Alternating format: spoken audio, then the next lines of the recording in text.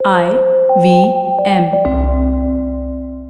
रोहित, इसमें मैं एक बात जोड़ना चाहता था। आप लोगों ने अर्थशास्त्र के बारे में बात की है, लेकिन सरकार का डिसीजन हमेशा अर्थशास्त्र से जुड़ा हुआ नहीं होता है ना। तो जैसे हम्म। आजकल के टाइम में सरकार और कई सारे सरकारें हर चीज को एक सिक्योरिटी के तौर पे देख रही है कि चीन पर हमारी निर्भरता इतनी नहीं होनी चाहिए। कई कारण है, होनी चाहिए या नहीं हम लोग बाद में बात कर सकते हैं, लेकिन हर सरकार, यूएस या ये भारत की हो, उन लोगों को लगता है कि हमें जितनी निर्भरता हो, वो गलती हो गई बॉस, अब कम करना है हमको। और उसके लिए हम लोगों को कुछ करना है। तो ये सोच रहे हैं कि हम लोग चीन पर हमारी जो मैन्युफैक्चरिंग के लिए निर्भरता है उसे कम किया जाए। और उसके लिए इसकी आड़ में कई सारी पॉलिसीज को छूट मिल गई है और कई सारी सब्सिडीज भी बेशक से दी जा रही हैं कई देशों में। तो इस आर्ग्यूमेंट के ऊपर आप क्या कहते हैं कि क्या चीन पर हमारी निर्भरता कम करने के लिए मैन्युफैक्चरिंग को बढ़ावा देना एक वाजिब उद्देश्य है या नहीं? इसमें मैं आई एक थिंक चीज और जोड़ना चाहता हूँ रोहित, इसी सवाल में कि सरकार ने ये पॉलिसी बाय द वे बड़े टाइम से बनाई हुई थी, मेक इन इंडिया वगैरह काफी टाइम से, ठीक है। पर हल्ला ज्यादा था, कुछ हो नहीं रहा था, ठीक है।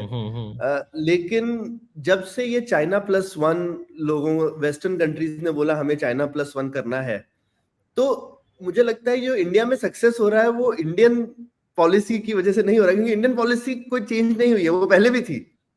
वी आर, लेकिन ये एक होता है थोड़ा बहती गंगा में हाथ धोते हैं, ये कोई खराब बात नहीं है। पॉलिटिकल लीडर्स, अब योगा इतना बड़ा है, फिर लेकिन कोई पॉलिटिशियन बोलेगा मैं योगा पूरी दुनिया लेके जा रहा हूँ, मतलब ठीक है, तो आप ऐसा कर सकते हैं ना। तो अब भाई चाइना प्लस वन की वजह से एक इंडिया में नेचुरल पुश है मैन्युफैक्चरिंग का, इसलिए नहीं कि हाँ, और शायद उसको हेल्प भी मिल रहा है क्योंकि सरकार भी रिसेप्टिव है। मैं ऐसा नहीं बोलूंगा, अगर शायद सरकार उसके खिलाफ होती तो एक प्रॉब्लम हो जाती। सरकार रिसेप्टिव थी, लेकिन अब लेकिन we have gotten lucky also, तो जिसे कहते हैं कि थोड़ा सा, I mean luck meets preparation, opportunity meets preparation हो गया। तो थोड़ी प्रिपरेशन थी यहाँ पे, काफी विलिंगनेस थी, और अब जो है अपॉर्चुनिटी आ गई चाइना प्लस वन की वजह से, तो एक पुश है यूएस से, यूरोप से।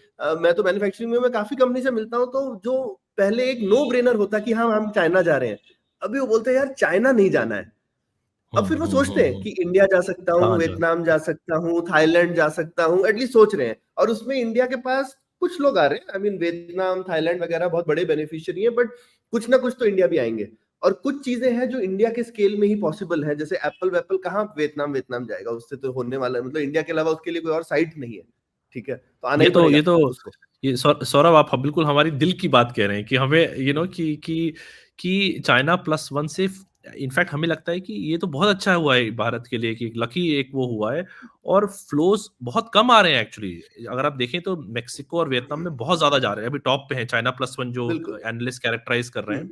हम्म। और हमें ऐसा लगता है कि ये काउंटर फैक्चुअल करना तो बहुत ही मुश्किल होता है कि एप्पल तो वैसे भी आएगा, आप आएंगे वो, क्योंकि वो आप थोड़ा सा चलो इंसेंटिव दे भी सकते हैं, बट 4,000 5,000 6,000 पर फोन इंसेंटिव देना एक बहुत बड़ा इंसेंटिव है, जो अभी दे रहे हैं 6% जो भी दे रहे हैं।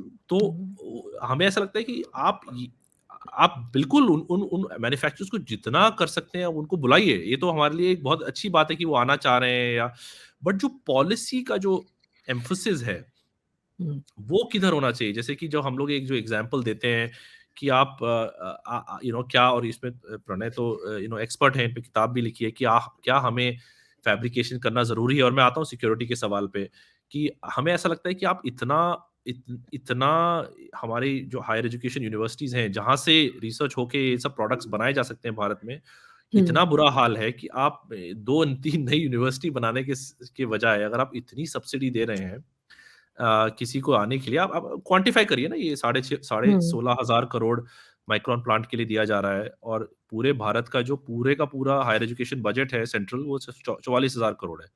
तो 1/3 से भी ज्यादा आप सब्सिडी एक प्लांट के लिए दे रहे हैं, जिसमें 5,000 शायद नौकरियां उत्पन्न होंगी। लेकिन मैं ये बिल्कुल सही बोल रहा हूँ कि ये जो सौरभ का सवाल जो पहले मैं बताता हूँ कि चाइना प्लस वन से इंडिया में फ्लोज आने चाहिए। इनफैक्ट अगर आप डेटा देखेंगे तो एफडीआई भारत में लास्ट 2 साल में कम हो गया है। ग्रोथ बढ़ी है लेकिन एफडीआई नंबर्स कम हो गए हैं। तो एक्चुअली हमें इन बहुत एक्टिवली परस्यू करना चाहिए, इनको आने का मौका देना चाहिए। लेकिन उसका अगर आप थोड़ा लॉन्ग टर्म देखेंगे कि आप सरकार का खुद का डॉक्यूमेंट है जो उन्होंने पीएलआई जो पहला डॉक्यूमेंट निकाला था कि भारत में करीब 8 से 12% की मार्जिन है जो मैन्युफैक्चरर्स को नुकसान होता है because of all the constraints that we have, तो वो कैसे सही किया जाए उस पे हमें ऐसा लगता है कि साथ साथ जैसे जैसे फ्लोज आ रहे हैं और ज्यादा फोकस करना चाहिए।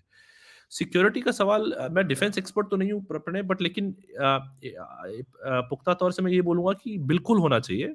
जो अगर ऐसा कोई हमें अगर जो जानकार लोग हैं जिनको ऐसा लगता है कि सिक्योरिटी रीजंस की वजह से फॉर एग्जांपल या स्ट्रेटेजिक रीजंस की वजह से हमें अगर डाइवर्सिफाई करना है China, diversify away from China, तो बिल्कुल करना चाहिए। उसका मतलब मुझे हमें ये नहीं लगता, और हम ये किताब में लिखते भी हैं, एक हमारा सेक्शन है उसमें, कि आपको सब कुछ भारत में ही करना चाहिए। कुछ चीजें करनी चाहिए डिफेंस के लिए, ऑब्वियसली हमें इन्वेस्ट करना चाहिए और ये सरकार करने की कोशिश भी कर रही है। हम बहुत पिछड़ गए हैं डिफेंस मैन्युफैक्चरिंग में, लेकिन क्या हम सब कुछ भारत के अंदर कर सकते हैं? ये मुमकिन ही नहीं है आज की तारीख में, चाहे वो चिप्स हो या 5G टेक्नोलॉजी हो या कुछ भी हो। तो हमें जितना हो सके और दोस्त बनाने चाहिए लोगों के साथ। अगर अगर एक चीज चाइना से आ रही है तो और दो और जगह, जिसे डाइवर्सिफिकेशन ऑफ सप्लाई चेन बोलते हैं, दो और जगह से हमारे पास वो चीज आनी चाहिए। और अगर कोई चीज बहुत स्ट्रेटेजिक है जैसे कि कुछ डिफेंस की चीजें, वो हमें डेफिनेटली उसकी क्षमता बढ़ानी चाहिए अपने देश में जॉइंट वेंचर्स करके। तो ये हमारा पक्ष नहीं है कि स्ट्रेटेजिक रीजन से हमें मैन्युफैक्चरिंग परस्यू नहीं करना चाहिए। मगर आप देखिए, अगेन मैं ये बोलूंगा कि आप जूम आउट करिए थोड़ा सा ना, कि अगर चाइना जो है पूरी पूरी दुनिया का कारखाना है बोला जाता है, वो 30-40 साल तक ये करके $12,500 जीडीपी पे पहुंचा है। तो आप कर लीजिए, आप स्ट्रेटेजिक जो स्ट्रेटेजिक आपको मैन्युफैक्चरिंग करनी है उस पे एम्फेसिस दीजिए, कोई प्रॉब्लम नहीं है। बट आपका विजन क्या है? भारत किस चीज में उसका कंपेटिटिव एडवांटेज है? किस चीज में वो वैल्यू चेन में ऊपर जा सकता है? और किस चीज में वो टोटल आउटपुट अपना बहुत बढ़ा सकता है और दुनिया को सप्लाई कर सकता है? IVM